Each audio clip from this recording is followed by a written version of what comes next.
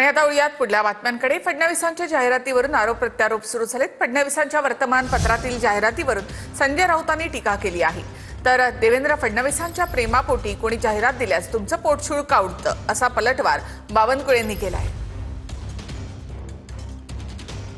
लोक बिनबापाचे असतात।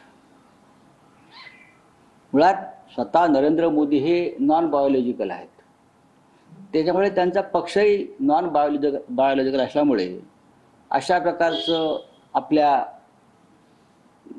म्हणजे नाव देणं त्यांना पटत नसेल।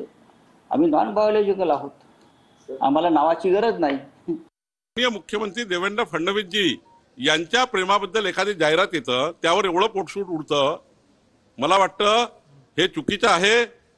एक नाही हजार जाहिराती येतील देवेंद्र फडणवीसजींनी एवढं कमवलं आहे, आणि त्यामुळे राज्याकरता देवेंद्र फडणवीसजी एक कर्तृत्ववान नेतृत्व आहे। आणि त्यामुळे मला असं वाटतं की या जाहिराती अनेक लोकांनी दिल्या तरी आणि काय गरज आहे।